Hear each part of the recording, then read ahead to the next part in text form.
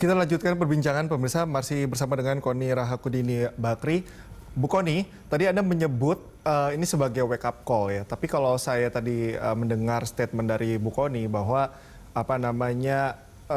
alat ini, si glider ini sepertinya secara kemampuan cukup sederhana. Sebetulnya ini memang wake up call karena memang dinamika yang terjadi secara geopolitik, atau sebetulnya wake up call-nya itu sudah lama tapi kitanya nggak bangun-bangun, Bu? Jadi gini, kalau saya bilang wake up call itu adalah wake up call beneran. Jadi kalau kemarin itu kalau kita umpamakan itu alarm, orang tuh masih tidur lagi gitu kan. Ini enggak, wake up call yang betul-betul sudah depan mata. Kenapa? Karena jangan sampai kita itu jadi negara yang cuma bisanya menyalahkan negara orang. Wah, ini Cina nih, Cina sedang mata-matain kita. Oh, ini siapa gitu. Bayangkan ya, Laut Cina Selatan. Pernah terpikir nggak oleh kita? Perancis kapal selamnya beroperasi di bawah Laut Cina Selatan. Nggak terpikir kan? Nggak. Saya aja tahu dari langsung dubes dan adhannya sendiri. Sampai saya kaget, ngapain Perancis di Laut Cina Selatan? Ternyata buat Perancis namanya kepentingan nasional dan kedaulatan negara itu penting. Perancis punya negara kecil, jajahan tanda kutip nih, di Pasifik, namanya Kaledonia. Kaledonia, Okay? ya. Nah, karena dia tuh ke sana, pergerakannya berarti kan harus ke Pasifik nih, dari Paris ke Pasifik sana. Ya. Maka kemudian dia melihat, oh di tengah jalannya ada namanya Laut Cina Selatan, konstelasinya konstelasinya tajam dan semakin meningkat, bla bla bla. Apa yang dia buat? Dia awasi, dia intai, dia amankan dengan makanya deploying patroli kapal selamnya ke sana. Base-nya mereka di mana? Base-nya mereka di Singapura gitu. Nah, itu artinya yang mau saya sampaikan betapa strategiknya isu Laut Cina Selatan bagi seluruh dunia. Lah, kok Indonesia gitu kan harus nunggu dulu ada sea glider curung muncul, nanti lupa lagi gitu. Atau seolah-olah kalau ada sea glider muncul seolah-olah ya cuma sea glider, bahwa sea glider tuh kayaknya stagnan nungguin kita maju gitu. Teknologinya sepertinya itu aja. Enggak, saya ceritakan. Si Explorer itu tahun 2011 masih 200 meter, sekarang sudah per 2016 sudah 6.000 meter, mungkin sekarang sudah 8.000 meter di bawah laut. Bagaimana kita mau deteksi itu? Kedua, tentang misalnya Hawk global ya, Global Hawk. Itu kan juga sama, ada sinyal citra yang diambil, sinyal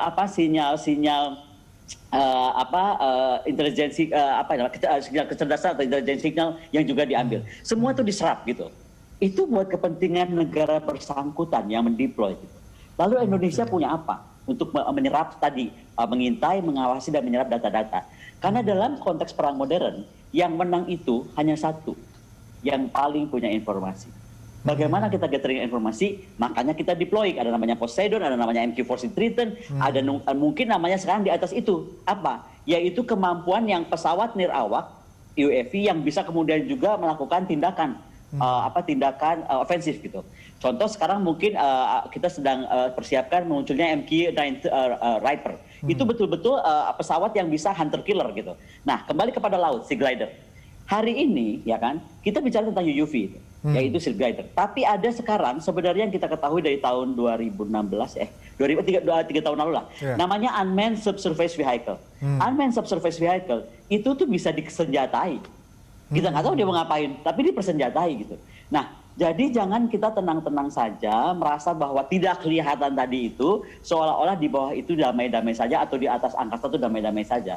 Saya nggak tahu, mungkin wartawan hari ini belum terima berita ya, tapi kita kemarin ada kejatuhan barang asing dari negara China, tapi itu ada benderanya jelas China gitu. Nah, hal-hal seperti itu kan harusnya kita punya early detection security, ada yang mau jatuh apa gitu, misalnya kalau kita punya kemampuan early detection. Jadi itu bisa kita antisipasi. Kembali kepada konsep saya tuh orangnya tidak suka semua terdadak gitu. Makanya kalau saya kritik gitu kan, saya selalu kasih juga solusi. Sebenarnya pagi ini saya agak kecewa, kalau saya boleh sampaikan kekecewaan saya. Tidak ada wakil dari Angkatan Laut yang berbicara tentang itu. Tidak ada perwakilan dari Kementerian Luar Negeri yang berbicara tentang ini gitu. Nanti yang disalah-salahkan analis atau pengamat seolah-olah kok tahu banget gitu. Padahal ini harus kita bicarakan gitu loh. Bahwa ada masalah dalam konteks kebijakan pertahanan kita. Tadi terkait satu early detection superiority kita tuh 0. Kalau saya bilang kalau nggak 0 ya kita nggak usah nunggu itu muncul ditangkap nelayan. Dari kemarin kita udah ada tahu ada berapa ribu atau berapa ratus di bawah lautan kita misalnya, di kedalaman berapa gitu. Itu tadi kita punya sonar network namanya, SOSUS. Kemudian kita harus punya AWACS tadi, kita harus punya satelit imagery. Kedua kemudian offensive passive maritime defense, yaitu kemampuan kapal perang kita untuk bergerak Jadi gini, jangan sampai kita cuma tahu, oh ada ini dikirim oleh siapa. Kemudian kita cuma nota diplomatik, nota diplomatik. Nota diplomatik itu efektif jika kita punya pemukul. Pemukulnya itu kekuatan militer. Iya. Ya, semoga setelah Bu Kony bicara pagi ini, semoga siang nanti sudah ada statement ya dari pihak terkait. Tapi begini, tadi kita bahas juga soal nota diplomatik begitu ya. Tapi kalau kemarin melihat dinamika yang terjadi, seperti kedaulatan kita yang diganggu, ini kan sampai turun begitu Presiden Joko Widodo. Hal itu cukup berpengaruh atau tidak? Lalu sebetulnya ketika kepala negara tampil, kelanjutannya harusnya seperti apa, Bu Kony? Ini yang mohon maaf, ini yang dimaksudkan waktu saat Pak Jokowi muncul di Laut Cina Selatan ya, di Natuna. Itu maksudnya. Ya. Kalau dari aspek saya pribadi ya, saya menilai itu kita sudah melakukan kesalahan besar. Bagaimana mungkin kepala negara yang dihasilkan dengan perang antara saudara hampir terjadi di antara kita, dijadikan presiden dengan susah payah, hanya untuk menghadapi kapal sekecil itu. Mohon maaf ya, itu kapal pencuri China gitu, atau kapal kapal Coast Guard saja yang sekecil itu gitu kan, harus membawa presiden gitu, seolah-olah senjata pamungkas itu. Sekarang bisa nggak dipikirkan sesuatu itu bisa terjadi? Ada sniper misalnya, ada apa kita nggak tahu, ada apa yang dikirim dari UAV attack mereka, kemudian mengenai presidennya meninggal gimana? Nah. Jadi jangan dianggap bahwa presiden kita tuh sakti mandraguna, nanti ada apa di Laut Cina Selatan munculin presiden, orang mundur, nanti ada apa di angkasa presiden dikirim juga ke luar angkasa gitu supaya nakut-nakutin keluar. Kan nggak seperti itu. Jadi sekali lagi kita tuh lagi harus bicara tentang policy gitu. Apa kebijakan pertahanan kita? Yang kedua ya, ini paling penting. Saya membaca kunjungan Menhan misalnya ke Amerika, tiba-tiba mau beli F-35. Saya sampai kaget F-35 gitu kan. Bagaimana mau beli F-35? Pernah ngobrol nggak sama Ibu Menlu bahwa kita itu menjadi aliansi Amerika Serikat? Karena F-35 itu sudah jelas dari awal tidak boleh dimiliki oleh negara-negara bukan aliansi Amerika Serikat. Jadi ini kan jadi aneh. Berarti analisa Kementerian Pertahanan membeli sebuah alutsista itu nggak ngobrol sama kebijakan politik luar negeri. Kalau saya boleh simpulkan kan seperti itu. Nah. Kalau memang mau sekarang kita punya kemampuan canggih F-35, baiklah kita tentukan sekarang. Berarti apakah kita merubah menjadi non-alignment kita menjadi aliansi Amerika Serikat gitu. Itu kan juga kita harus hati-hati. Atau kita tetap bisa main cantik gitu. Main cantiknya apa? Kita bisa pegang dua-duanya. China hari ini di tangan kiri misalnya dengan aliansinya, Amerika di tangan kanan dengan aliansinya. Tapi itu artinya kita harus begitu strategik membelah Indonesia. Karena Indonesia ini luas banget ya. Kalau dibanding negara itu ada 34 negara bergabung. Maka kita harus bagi aja. Indonesia misalnya bagian timur dan bagian utara itu kita dengan aliansi Amerika Serikat misalnya, ya kan? Atau kita sebut coalition of the willing. Nah, tetapi bagian Indonesia bagian barat dan Indonesia bagian selatan, karena yang di situ adalah China yang paling powerful hari ini, maka itu kita bekerja sama dengan China, tetap kan non-alignment. Non-alignmentnya tangan kiri adalah China, tangan kanannya Amerika dan kawan-kawannya gitu. Sekali lagi ini perlu policy. Yang kedua yang saya sangat concern karena terkait F-35 yang tiba-tiba idenya tiba-tiba F-35 itu, kok saya terpikir Presiden ini kayaknya membebani Menteri Pertahanan kita hari ini Pak Prabowo dengan beban-beban yang bukan beban Menteri Pertahanan. Contoh, sekarang dengan kebijakan food security, Pak Prabowo harus ngurusin sawah. Aduh, tambah sawah, ngurusin pertahanan aja belum beres. Jadi kalau saya boleh saran, itu kan kebijakan Presiden, kita harus dukung ya. Saya mendukung penuh lah, mau besok ngurusin ikan juga monggo-monggo aja. Tapi berarti pengguna anggaran terkait pertahanan itu harus diserahkan juga kepada Panglima TNI. Itu saran saya. Kenapa? Karena polisi anggaran ini menjadi penting. Kalau diserahkan pengguna anggaran kepada Panglima TNI kan tinggal panggil, Pak Yudo perlu apa, Pak Andika perlu apa, kemudian Angkatan Udara perlu apa. Jadi alutsista itu jelas untuk apa, kebijakannya juga jelas. Mau di Brown Water Navy dengan kekuatan udara dan darat, mau di Blue Water, mau di Green Water. Tapi ada politik anggaran yang harus kita rubah. Artinya kekuatan pengguna anggaran harus ada juga di Panglima TNI. Oke, Bu Kony, kenapa saya tadi membawa Pak Jokowi ya ketika terjadi ancaman kedaulatan di Natuna? Karena begini, pemerintah kan punya tagline begitu ya, katakanlah tagline begitu ya, kedaulatan maritim.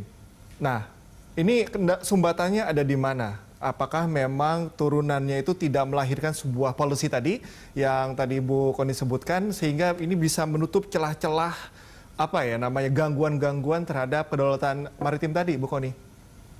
Itu pertanyaan yang menarik karena bukan saja dipertanyakan barusan oleh Anda kepada saya sudah menanyakan langsung kepada Presiden Jokowi sendiri. Saya tanya, Pak Presiden, bagaimana nih poros maritim dunia? Dan menurut saya poros maritim dunia itu adalah poros dirgantara dan poros permukaan. Jadi nggak bisa semata-mata bicara tentang maritim.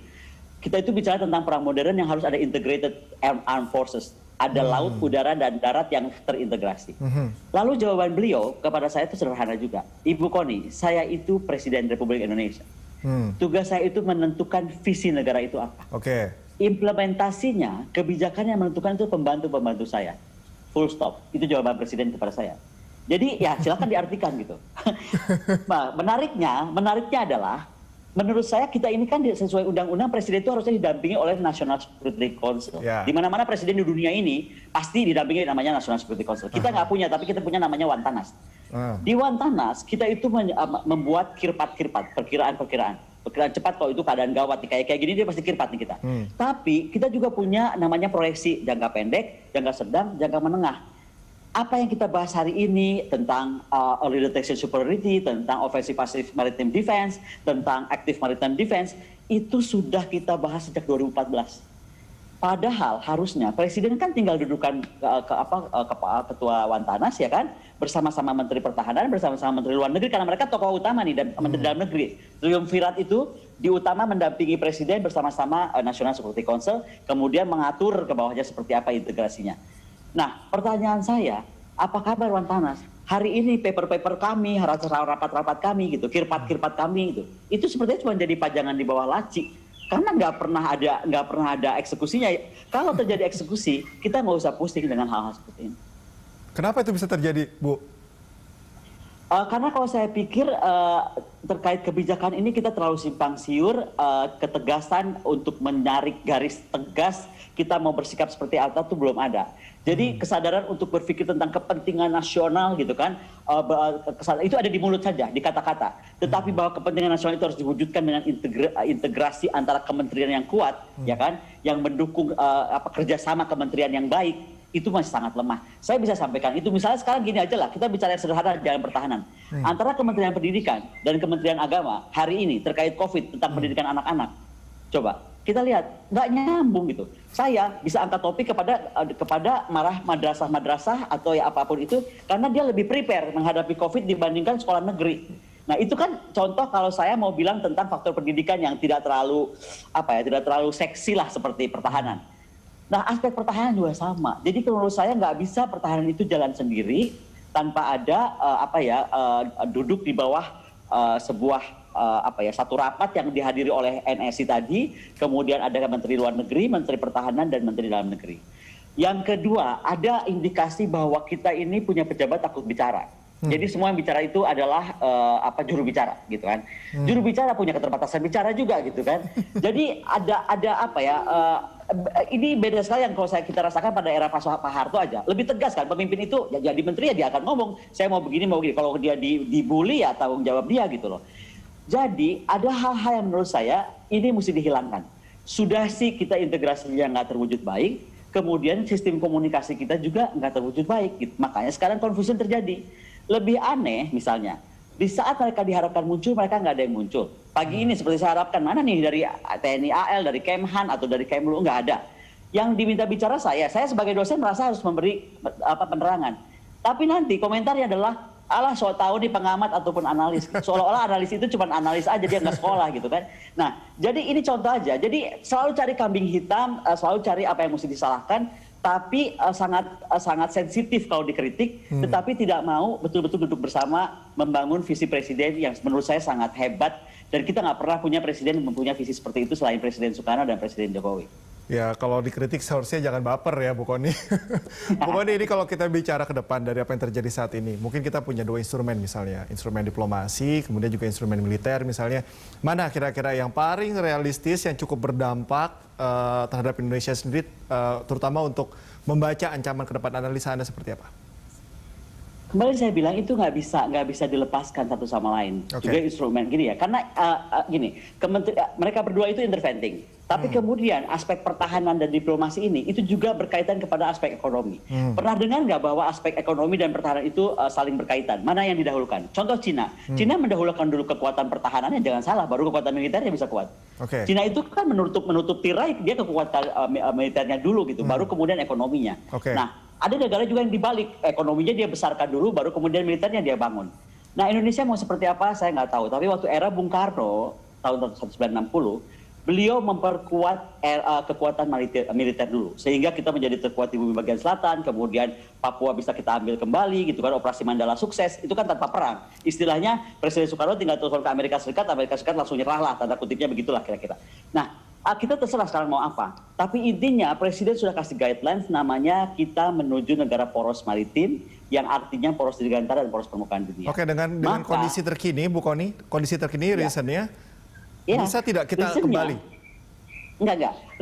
Saya harus kasih contoh itu karena gini, kenapa saya harus kasih contoh ke masa lalu? Selalu orang bilang, Bu Kony nggak bisa ngarang, kita punya uang dari mana? Membangun pertahanan kuat. Loh, 1960 kita baru merdeka berapa tahun? Sudah bisa gitu. Itu kenapa saya harus bangkitkan ke sana? Karena kita bisa kalau kita mau. Oke. Contoh, Bung Karno itu bangun misalnya kekuatan baja kita itu, Krakatau Steel. Itu kan strategik gitu untuk kepentingan nasional kita waktu itu. Kita punya reaktor nuklir di Bandung, namanya Trigamark.